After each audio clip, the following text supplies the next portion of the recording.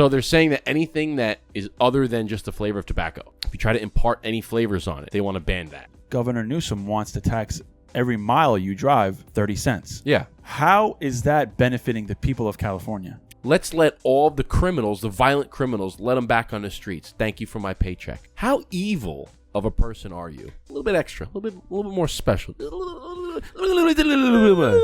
Like Stephen A. Smith. A little bit of special. A little bit special. Yeah. Licking your lips sound like you're sucking a dick. Come on, man. Stop sucking dick in my ear. I got you, cuz.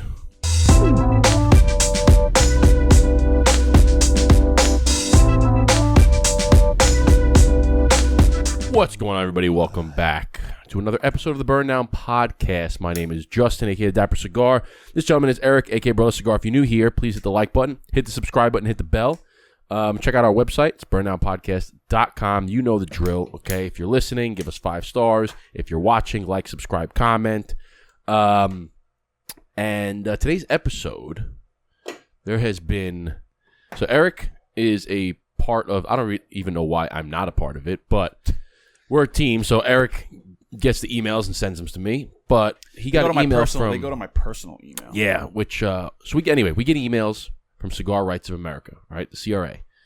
And the recent email was a piece of legislation. It says, oppose A3907 in New York, a ban on premium cigars. Shocker. New York just wanting to be more of a sucky-ass state. So many good things in New York. Just the wrong people ruin it. Like what? Like what? New York City, for one. New York City sucks, dude. Why? For the wrong people. They ruined it. It sucks. It used to be so much better. But I mean, you got the Adirondack Mountains. Yeah, well, that's the difference part of that's like New York though. You got the mountains, you got the nature view, you got the beaches. Yeah, but the beaches suck too. No, they don't. Not out east, on Long Island. Yeah, it kind of. I'm not going to Jones Beach. Yeah, see, I'm not from out way by you. Yeah. We go to Cedar Beach. Jones sucks. Jones is terrible. Yeah, Jones. No. Jones is just brutal. West but Hampton no, you're Beach, right. You're right. Cupsog, It's the Montauk. Like just the I guess the government, the local the bozos that run the state, the local government bodies that are making all the decisions for the state and are just absolutely ruining it, destroying it. And it's such a beautiful state, and if it was just run like how Texas was run, it would be a great state. Oh my god, it'd be fucking amazing. New York City would be thriving. It'd be amazing. It would be. New York City sucks because of what has been done to it over the years by the people who run it and people who make decisions. It's fucking stupid. But anyway, yes, that's what I was saying. There's good things and bad things about New York. But this is yeah. So this email I got from it's just fun to say. Yeah. Yeah. Well, before we start, let's. It's been a while since we drank some liquid. And I don't know if anybody can see what we're actually drinking, but our favorite Angels. Man, yeah, it's been a minute since I actually had some. What is cigar? What's going on with your shit over there, man? It's just you got a little. It's flaccid. You got a little stanky leg going on over there. No, it's just flaccid. Look at the mic. It's just like. It's like getting. Oh, you know what it is? It's this thing. This thing right here. Tighten this. That piece. Hold the arm and tighten the bottom. Is it tighter? Yeah, we're still going down. Yeah, okay. So then it's that joint right there that needs to be tightened. Can you tighten it, or is it? So loosen it up. Yeah, there you go. Put it to her. Let's see how tight it can.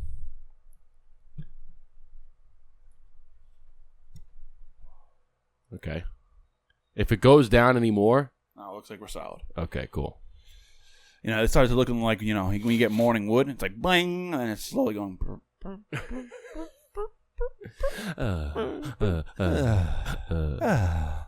right, so I think we're good. Okay, so we had a piece of legislation that was sent to Eric's email about how they want to put a ban on cigars. Total ban on premium cigars. Which, you know what? So we're going to read through a little bit of it.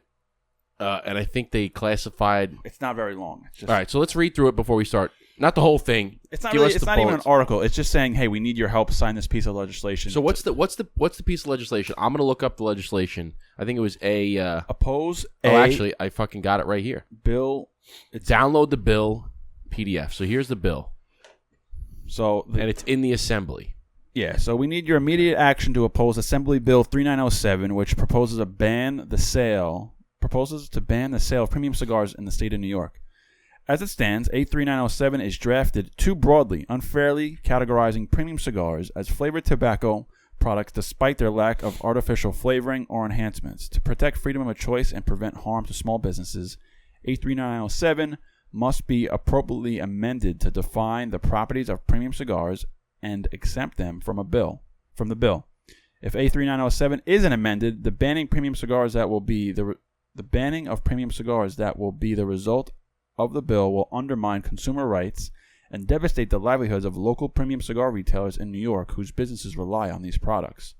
Click here to take a moment to contact your representatives and urge them to oppose a 397 as it's currently written and amend the document to accurately reflect the goal that is proposed policy and omit premium cigars. Okay, so I actually have the bill up here, and I want to read this first section because this is important, and I'm not sure if this means that all cigars are going to be included, because that says that all cigars are included, but I'm reading the bill right here. So this is State of New York, 3907 in assembly, introduced by, I don't know how you say his name, Bichotte. How'd you get that bill? I just typed in A3907 New York State bill. I'll just send it to you. It's legislation. Here you go. So I just sent it to you. So by this guy Bichotte Hermelin. I don't know if it's a guy or a girl, but there's a couple other people. But it was introduced by him. So it says an act to amend the public health law in relation to prohibiting the retail sale of flavored tobacco products and accessories. Okay. So it says, the people of the state of New York, represented in Senate Assembly, do enact as follows. Section 1, the public health law is amended. So they want to add this to the public health law. And it says, retail sale of flavored tobacco products and accessories. 1, for the purpose of this section, the term characterizing flavor shall mean a distinguishable taste or aroma other than the taste or aroma of tobacco, imparted either prior to or during consumption of a tobacco product, including but not limited to taste or aromas relating to any fruit, chocolate, vanilla, honey, candy, cocoa, dessert, alcoholic beverage, mint, wintergreen, herb, spice, or menthol, or any concept flavor that imparts a taste or aroma that is distinguishable from tobacco flavor, but may not relate to any particular known flavor. So they're saying that anything that is other than just the flavor of tobacco, if you try to impart any flavors on it, they want to ban that. So does this mean that premium cigars, regular cigars, get roped into that? Or are they just trying to say, it says here, Section 1, anything other than the flavor of tobacco? Anything other? So it says, shall, for the purpose of this section, characterizing flavors, other than the taste or aroma of tobacco. So it's any distinguishable taste or aroma that's other than the taste or aroma of tobacco. And then they cite fruit, chocolate, vanilla, honey, candy, cocoa, etc. So is that saying they're going to be trying to blend flavored tobacco? So they're trying to ban flavored tobacco. Because in the email it says, as it stands, A3907 is drafted too broadly, unfairly categorizing premium cigars as flavored tobacco products, despite their lack of artificial flavoring or enhancements.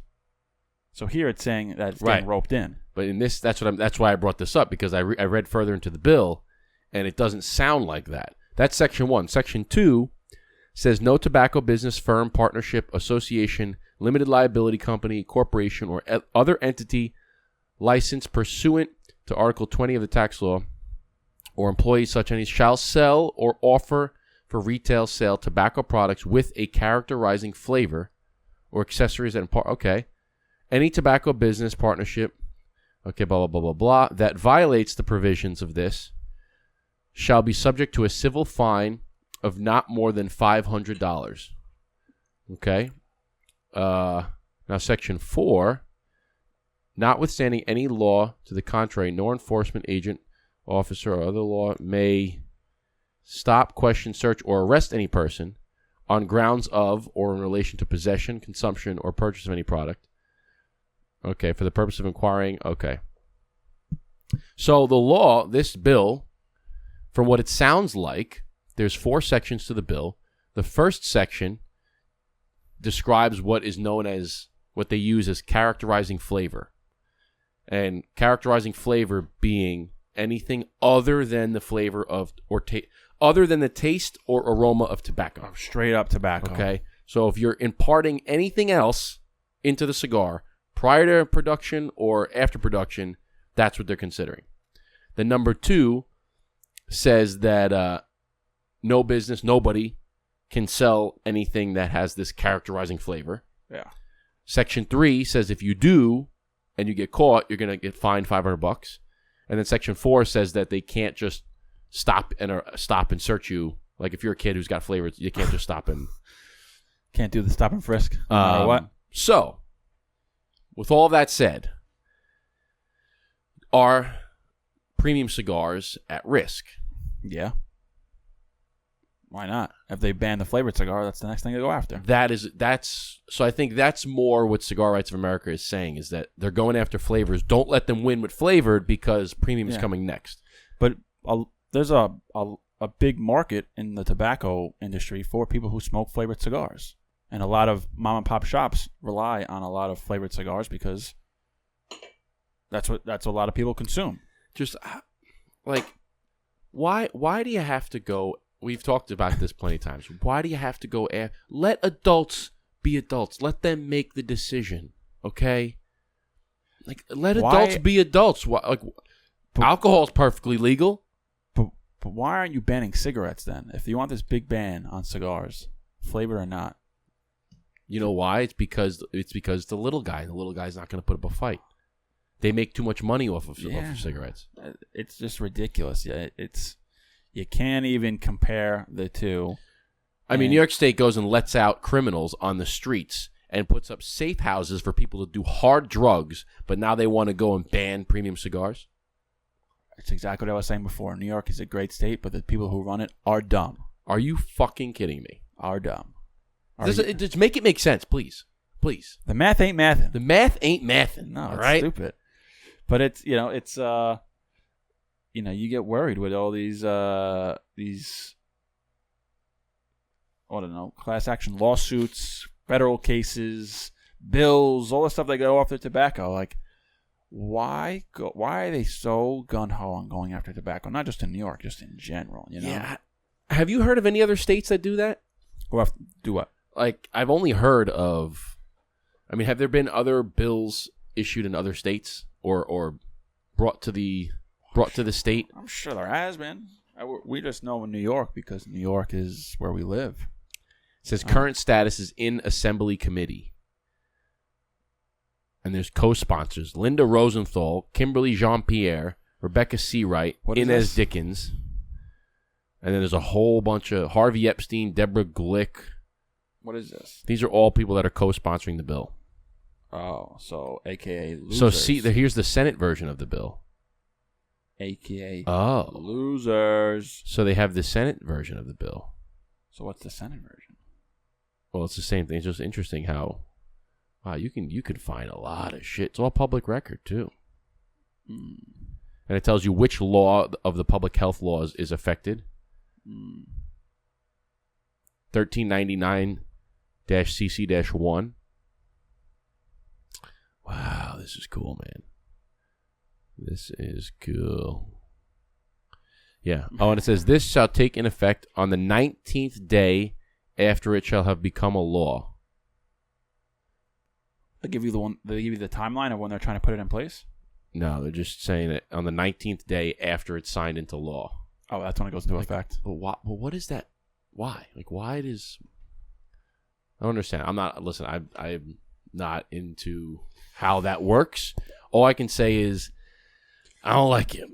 I think there's more things to be concerned about than the sale of flavored tobacco. I just look at it who wins if they ban flavored cigars and cigars at the end of the day? Who wins?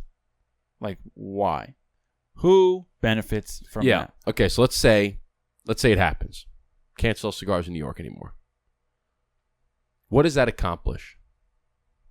What does that accomplish for the state of New York? Well, you just lost tax revenue. You just lost tobacco tax revenue because it's 75%. And you've hurt all of the small business because most cigar lounges are small business. They are not gigantic business. No, yeah. It is not a marquee lounge. The only ones that you could say are maybe the Davidoff lounges. Those are owned by Davidoff, Big obviously, companies. or it's a large brand. But I don't or see like who the wins. Rocky Patel, but that's not in New York. Most of them are small businesses. They are mom and pop shops, that are brick and mortar in whatever local town. So if you put a ban on premium cigars, you can no longer sell them in New York. You're putting how many lounges are in New York? Let's see. Well, How many cigar lounges in New York? let's see this also. How many cigars? How many cigars are sold in New York? Let's see here.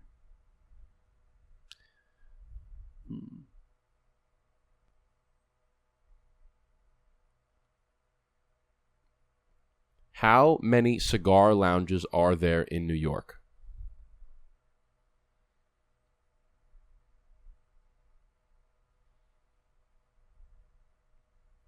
Maybe ChatGPT knows. I just did it, Nate. She doesn't know.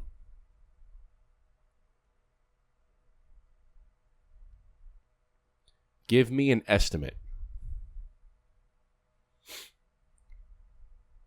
All right, so it says, based on available data, up to there are approximately 70 to 100 cigar lounges in New York City.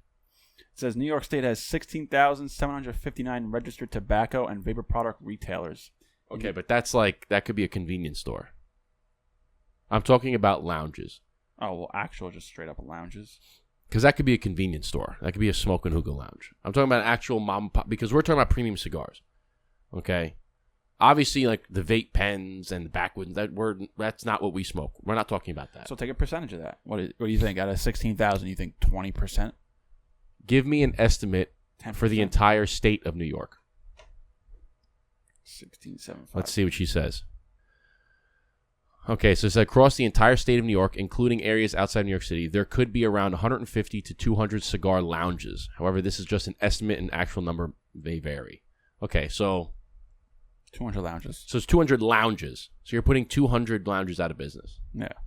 Which for them, they're like, I really don't give a shit because it's the government. And they're like, it's only 200 people. But that's 200 families that you're putting out of business. I wouldn't even say it, but I wouldn't even say, families, but no, it's a how small much, bit. Yeah. How much money, how much money does each one make? You're missing out on all that tax revenue from the money they make, plus the tax revenue you already collect, 75% of it from the cigars that they purchase. Yeah, but that's why they're going after it, because in the grand scheme of all of the revenue that New York State will pull in, the revenue from 200 stores is peanut. It doesn't even move the needle. Yeah, that's probably why they don't care. Like if you were to bring up that argument, I know, but what do they get out of it? Well, that's what I'm saying. It sounds like to me they just miss out on revenue. Yeah, because whether it's minimal or not. Yeah, so it's backing up our point where, so let's say they win this case. Okay, so you're going to lose out on the tax revenue for the 75% of tobacco. You're going to put 200 or so families out of business because most of the cigar lounges are small business. You're going to put those out of business. And then what's the benefit? Now people can't smoke cigars? Are cigars a huge problem in New York? No. What about the freaking crack cocaine and crack cocaine and heroin? It's a huge problem in New York. Yeah, of course it is. It's stupid. What are they doing for that? Oh no, you want to do heroin? We're going to open up a safe space for you so that you can do it. Yeah, go to Brooklyn, go to the vending machine and pick up some drugs. No problem. Go do it. No, do it. Like what? And then you come back. And for the people who don't know what's going on in New York City, our great political figures in this great state have opened up not only safe zones in New York, but vending machines where you can purchase drugs, lethal drugs that could kill you and overdose you. And their philosophy is, well, it's a safe area where they can do drugs, and if they happen to overdose, they're in this safe space and they can get immediate help. So people who are in Idaho or Texas, and like what he's talking about, New York City gives people designated spots to do hardcore drugs. I want to know what goes through your brain when you put a law like that into place. How does it possibly make sense in your brain? I'll tell you why. To say something like that. I'll tell you why. Because they're getting, see this? You can't hear it. That's me scraping some money together. They're getting something under the table. And they put it right underneath the table and they give it to you. And they just say, I don't care how much of a dick or an asshole I look like or sound like. I'm getting hundreds, maybe if millions of dollars for promoting or pushing this idea. I don't understand how it makes, like when they did the law, okay, there's going to be no bail, the no bail reform. You can commit any violent crime and you just release without bail. You know that the statistic for the repeat offenders, it's like most of the time the people that were committed did it before and they just got released. So do it again. Well, I mean, just for the people, that case right now that's going on, it's like those couple of people that chopped up that body and killed that person. They're not in jail waiting trial or anything. They're just out. Just make it make sense. Like how? Okay, you're getting a shit ton of money, right? Somebody says, "Hey, I'm going to give you X $100 million," and you're going to go and say, "Oh, you know what's a good idea? Let's let all the criminals, the violent criminals, let them back on the streets. Thank you for my paycheck." How evil of a person are you? But it doesn't make. Are they really good it doesn't matter what side you're on. Are there really any good politicians? I feel like politicians are just in it for themselves. Yeah, I don't. It doesn't. I mean, is it money? Is that all it is? That's what 100%. I mean, just look at the who is it? The fucking Clintons, bro. How are they gajillionaires? They're supposed to be public servants and people who run a non-for-profit organization. Look at Nancy Pelosi. Yeah. Look at most of the politicians. They go from they look at all the past presidents too. You can look at a lot of the past presidents, but most of the politicians, they'll go into office as net worth of, call it whatever it is, $200K, $150K, whatever the net worth. Pretty healthy salary. Okay, they don't get paid enough money to go from $150K net worth to $25 fucking million in a few years. No doubt. Their salary is not the salary of the president is like $400K. Yeah. Okay. So think about that being the highest salary. Okay. Now all the other politicians before them, you don't make enough money to go from A to Z in. I think of it like this, bro. So you got to be getting shit under the table. You got to be getting the insider trading. Like, Nancy Pelosi, another one with Nvidia, where she bought Nvidia. Like there's people. Well, all her public trading is all public knowledge. So there's people that just buy what she buys, and when she sells, they sell. Yeah, and they just follow that format. I know. I followed on Twitter. Nancy Pelosi, stock trader. Yeah, fucking ridiculous. That's how I found out about Nvidia. She bought Nvidia way back, and it's up like 130%. But that's the thing is, how is that legal for them to do? One time is all right. One time is all right. Not through the years. It's like, oh, you made $100,000 on this stock, and you made $10,000 on this stock, and then you made $1 million. It's like, or how about this? You want to see something else that's fucked up? The stock market opens at 9:30 and closes at 4:30, right? From 9:30 to 4:30, I believe. Then you have after hours trading. How many times you see one of these politicians say, oh, they put a position in after hours, put a position in for $10 million of company X that closed at 4:30. It closed at let's say it closed at $10 a share. They put in $500,000. They put in $10 million or whatever, however much money they put in. After hours, when you and I can't access it anymore because the stock market's closed, they put a position in. Next morning, the stock market opens and it jumped from $10 to like $50. And then they're like, oh, I'm going to sell. Yeah. No. How is that legal? How is that fucking legal? On paper, it's not. You're not allowed to do that. But how come no one ever checks these guys? How come no one ever gets in trouble? Yeah, some politicians get in trouble. And it's blatant. It is blatant. It's proven. I know, bro. It's proven. You could look up Nancy Pelosi's stock, her portfolio. It is proven that she has bought it on other people's names, has gotten tips, has never made a bad trade, which is literally impossible. Well, I mean, I mean, what it all goes back to, so what it's all for, it's Trump said it when he's battling fucking Hillary Clinton. She's like, Trump won't share his tax code. Trump won't share his taxes. He won't, he's doing this, he's doing that. That's why he's not showing his taxes. And he goes, well, I will show my taxes when you show your taxes and all your donors' taxes, but you won't because you wrote the tax code, and I know the tax code better than anyone else. So all the people that you're talking about that won't show their taxes are all your donors. I'm not saying exactly what he's saying. Yeah. No, he goes, I take the same advantages that all of your donors do. Yes, exactly. He goes, and if you wanted to, you could change the tax code in a minute, but you won't because all of your donors take the same benefits that I take. Exactly. So you won't change it. And that's exactly what it all comes back to. The power of the dollar. Mm-hmm. Yeah, I mean, you're right. Is money really... so they say money's the root of all evil, right? It is. I mean, like, for instance, right? Like, we're in the sales world, right? It used to be back in the day, like, I want this really big account, so I would buy on the company card a fucking brand new car to this client, and I would say, hey, come with us. I'll give you this brand new Jeep. Be my client. Hey, look what you get from me. And all right, fine. And they would accept these large prizes, these large gifts to get the sale, to get the account. Now, obviously, you can't do that anymore.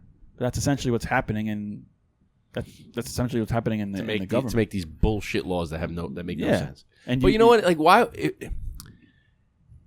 So now it makes me think. Okay, if they're saying, all right, we're gonna give you X amount to put this law into.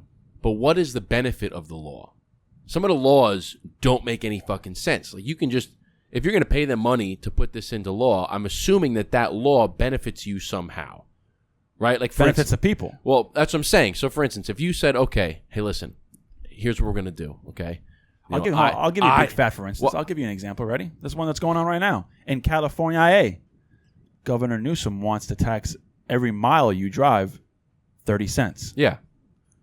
How is that benefiting the people of California? It's not. It's benefiting the pockets. It's benefiting the pockets of California because they're saying that everybody's driving electric cars now, so now they're not going to be buying gas, and they're going to lose all their tax revenue from the gas. So they go, how do we get that tax revenue? For the people who can't afford electric cars, who can only afford gas cards, it's all about the money. Yeah, it's all about the money. That doesn't help anybody, right? But so that's what I'm saying is in that case, they're saying, okay, hey, we're going to put this law into place because we're losing money over here and we don't want to lose that money. So we got to get the money over here somehow. So how do we do that? You're going to have all these electric cars that are coming into play and we're losing all the gas tax because people are now driving electric. Oh, let's put a tax on how many miles you drive so that we get the money back. Okay, I don't agree with it, but it makes sense because you're losing revenue here and you don't want to lose that revenue anymore. So you find a way to make it back. That makes sense. I don't agree with it, but it makes sense. Okay? Because you're not benefiting. The whole point. Business.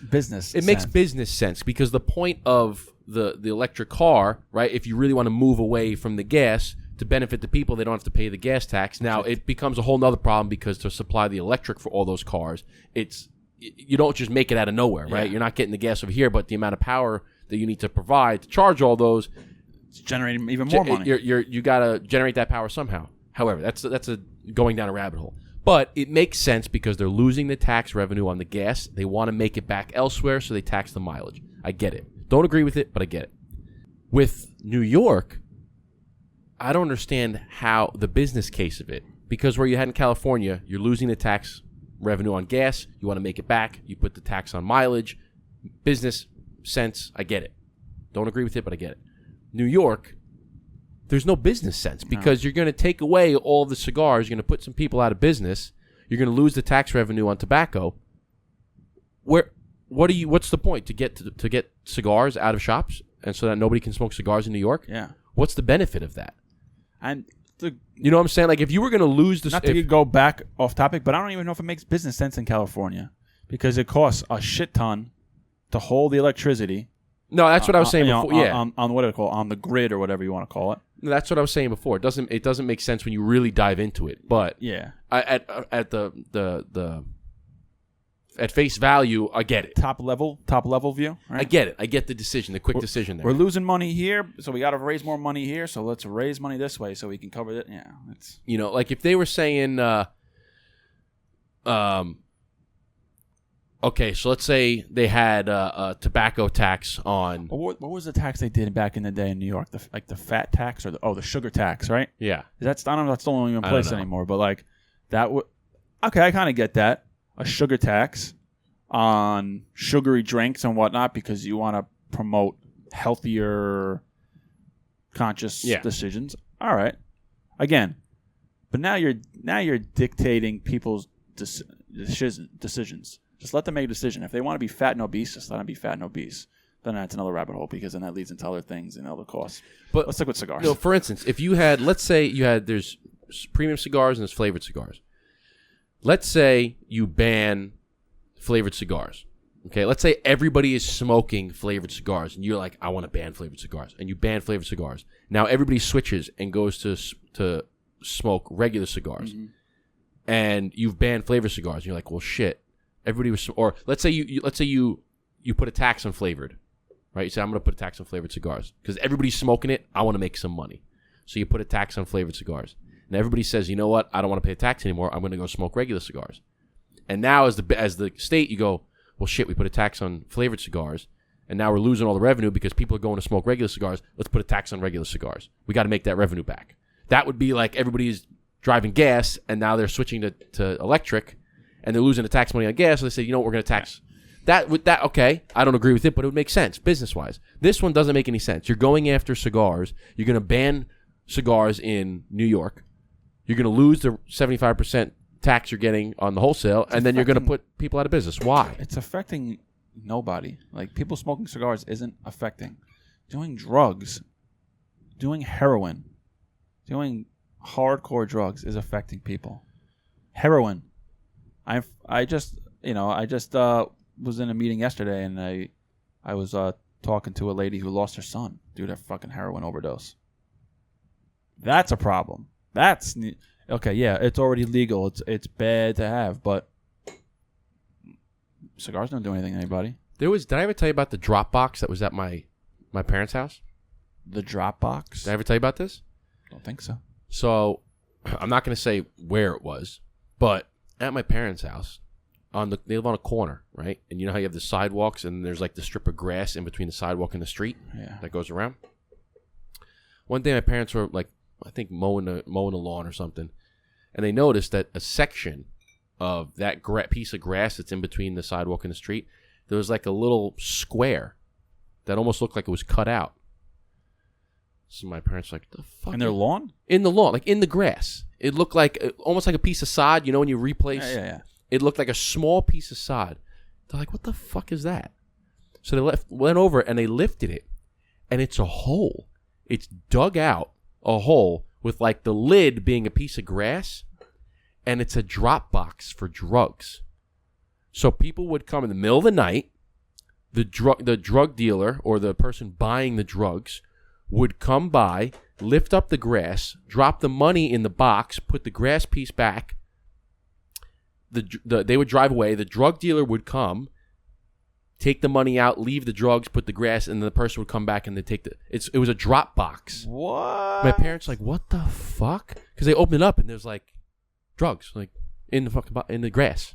Holy shit, that's wild. I never heard of that before. That fucked up. When was that? This was, I don't know, a few years ago, but I'm like, what the fuck? There's a drug. It's a drop box for drugs. Holy shit, that's pretty fucking nuts. But you know, let's ban cigars. Let's ban cigars. Yeah, definitely. Let's put a safe space for people to do those drugs, but let's ban cigars. Make it make sense. I don't know, man. I feel like we're kind of repetitive because we're just like we're at loss for words because that's like it doesn't make sense. I don't know if we'll ever. I don't know. Make any sense, but I think that's gonna do it for this episode. We got into it a little bit. We hope you guys enjoyed. All you guys and gals who are watching and listening, we appreciate you guys. We hope you got some kind of value out of that.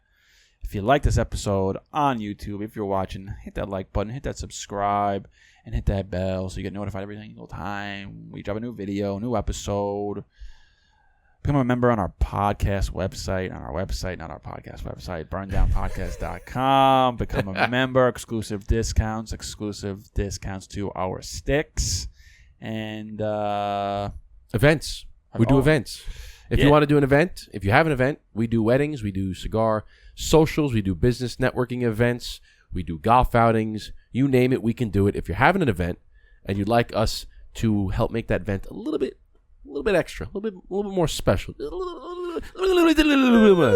like Stephen A. Smith, a little bit special, please reach out to us. Either myself, the Dapper Cigar, Eric at Brother Cigar, or you can email us burndown.mail@gmail.com. That is burndown.mail@gmail.com. And we can make your event a little extra special. Even with custom labels, we can do. We do it all, okay? We can set up. We have an experience, and unlike any other, we bring an entire cigar lounge vibe to your event. And that's going to do it. So, Eric, like it says on my shirt, we like to say cheers, chin chin, and salud. Thank you, everybody. We'll see you on the next one.